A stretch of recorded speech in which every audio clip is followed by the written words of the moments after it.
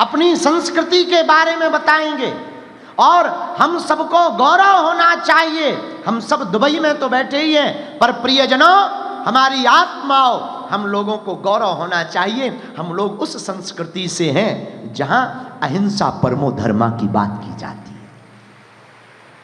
हम लोग उस संस्कृति से हैं जहां पूरे विश्व को परिवार की दृष्टि से देखा जाता है। हम लोग उस संस्कृति से हैं जहां के मंदिरों में होने वाली आरती के बाद में हम लोग जय घोष करते, विश्व का मंगल हो और विश्व का कल्याण हो। हम लोग उस संस्कृति से हैं, भारत भूमि की उस संस्कृति से हैं। हम लोगों का ये गौरव होना चाहिए जहां हम शत्रु के भाई को भी गले लगा लेते हैं, विभीषण जी को। हम लोग उस संस्कृति से हैं, हम लोगों को गौरव होना चाहिए। मेरे भारतीयों और भारतीय मूल के रहने वाले प्रियजनों, आपको गौरव होना चाहिए कि आप उस संस्कृति से हो जहां 7 वार हैं, मंगल बुध गुरु बृहस्पति शुक्र शनि रवि, लेकिन 8वां वार परिवार है। परिवार की दृष्टि से हम लोग देखते हैं, अपने जीवन को जीते, एकता के साथ रहते, घर में परिवार के साथ जुल मिल करके हिल मिल करके चलते हैं। भैया, हम निवेदन करना चाहते आप सबसे, अपनी संस्कृति पर हम लोगों को गौरव होना चाहिए। अपने बच्चों को भी परवरिश देनी चाहिए। हम लोग यहाँ आ गए, आप लोग तो भाग्यशाली हो, संस्कृति को जानते हो, कथा में बैठते हो, पर हमको आगे डर लग रहा, आने वाली पीढ़ी का क्या होगा। आने वाली पीढ़ी एकदम अंग्रेजी में डूब रही, एकदम विशेष विचित्र स्थितियों में है।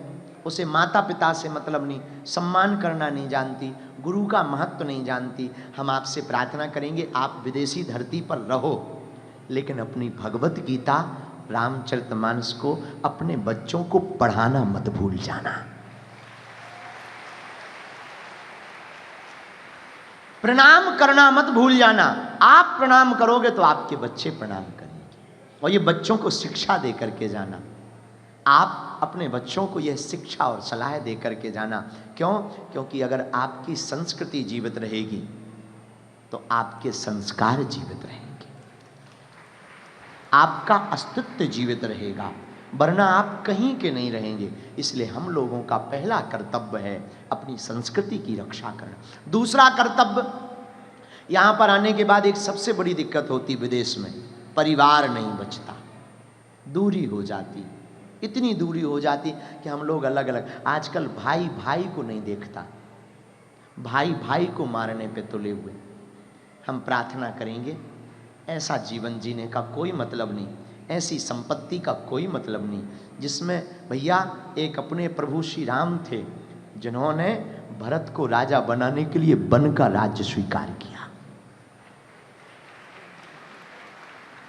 और जो विचार करना, कोई आदमी रात को राजा बनने वाला हो और सुबह उसे कहा जाए कि आपको वन भेजा जाएगा, हम में से तुम में से कोई होता तुरंत कहेगा हम तो कोर्ट में जाएंगे, पुलिस को बुलाएंगे, सीआईडी को बताएंगे।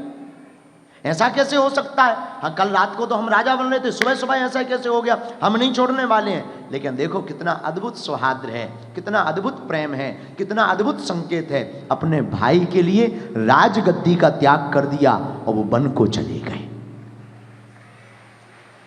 और हम लोगों की तो पूछो ही मत। इसलिए दूसरी प्रार्थना है, परिवार पर खूब ध्यान दो, परिवार को साथ लेकर चलो। 2 रुपया कम कमा लेना, 2 रुपए कम कमा लेना, तुम 2 मिनट की खुशियां कम पाना, पर अपने परिवार को छोड़ करके मत जाना। परिवार को साथ लेकर चलना, परिवार आपका साथ रहेगा। बुरा ना मानना, अमीर वो नहीं है जिसके घर के बाहर रोल्स रॉयल कार खड़ी हो या बड़े बड़े बंगले हो। हमारी नजर में अमीर वो है जिसके माता पिता दरवाजे पर बैठकर मुस्कुरा रहे हो। अमीर वो है जिसका भाई छत पर बैठा हुआ अपने भाई का इंतजार कर रहा हो कि हमारा भाई ऑफिस से जल्दी आ जावे ताकि हम दोनों जल्दी भोजन कर लेवे। अमीर वो है जो कहे भाई ये वाला हिस्सा तू ले ले, 1% तू ज्यादा ले ले, भगवान हम अब खुद पुरुषार्थ करेंगे, हम और कमाएंगे, हम और कमाएंगे, वो अमीर है। और आजकल के भाइयों की तो विचित्र स्थिति है। एक बार की बात है, बता देते चलते हैं, फिर सामूहिक अर्जी लगाएंगे। एक गांव में 2 भाई रहते थे, एक का नाम था चंगीलाल, एक का नाम था मंगीलाल। दोनों भाई बड़े अच्छे थे। पिताजी खत्म हो गए तो पिताजी ने संपत्ति के नाम पे 2 वस्तुएं छोड़ी, एक कंबल, एक भैंस। भैंस जानते हो अंग्रेजी में क्या कहते हैं? बफेलो। अब जो भी हो अपनी अंग्रेजी लगा लेना, आप लोग तो पढ़े लिखे लोग हो, हमारी तो अंग्रेजी बहुत ऊंचे क्लास की है। हाँ, तो एक भैंस एक कंबल। अब पिताजी खत्म हो गए तो बंटवारा हुआ। अब भैंस को काट तो सकते नहीं, कंबल को फाड़ सकते नहीं, छोटा कंबल था।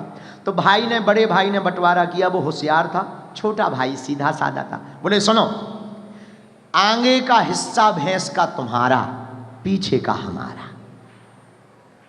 छोटे भाई ने कहा ठीक है। कंबल दिया, दिन में कंबल तुम्हारा, रात को हमारा। छोटे भाई ने कहा ठीक है। अब दिन में वो कंबल, रात हो गए सो, अच्छा लाओ अब हमारा समय हो गया, सो रात भर बढ़िया सो गए, ये बेचारा ठंड में बैठे।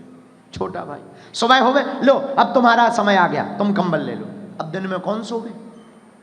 ऐसे ही भैंस, छोटा भाई चारा खिला खिला के परेशान, और बड़ा वाला बढ़िया रोज दूध निकाले, पनीर खावे, खीर खावे, चाय फुरके, आहा।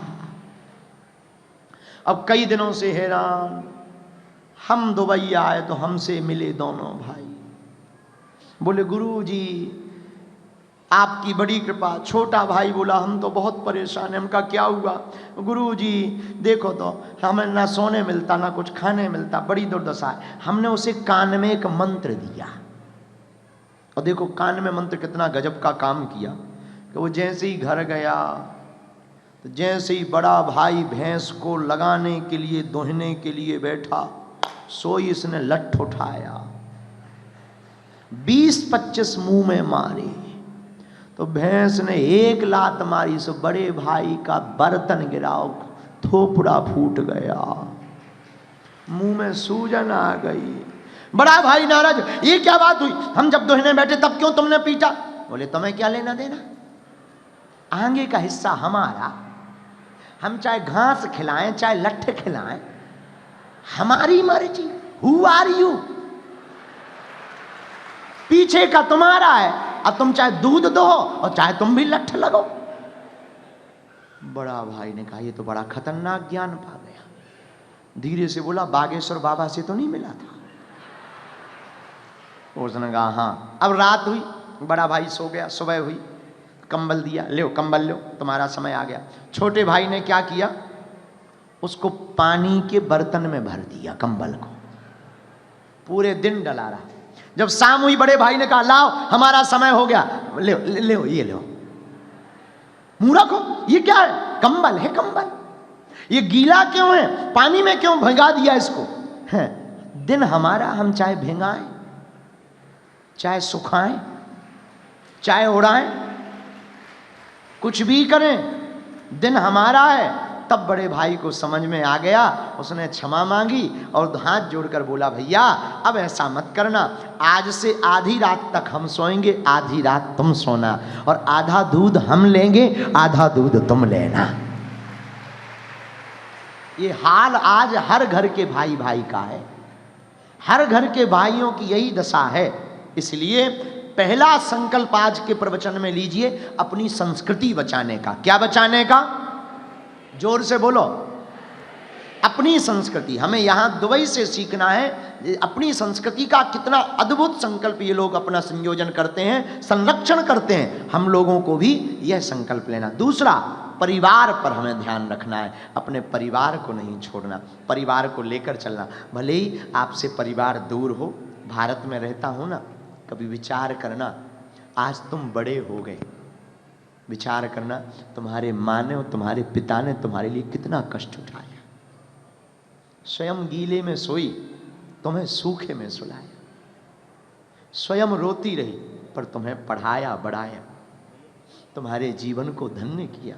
इसलिए भैया वो माँ वहाँ रहती है, न जाने क्या क्या विचार करती होगी, हमारी बिटिया हमारा बेटा विदेश गया है, कमाएगा खाएगा, हमारा नाम रोशन करेगा। इसलिए भैया इस धरती पर रहकर अपने माता, अपने पिता, अपने परिवारजन सबको साथ लेकर के चलना,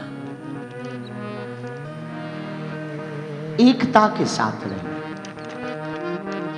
सबको अपना मान कर रहना।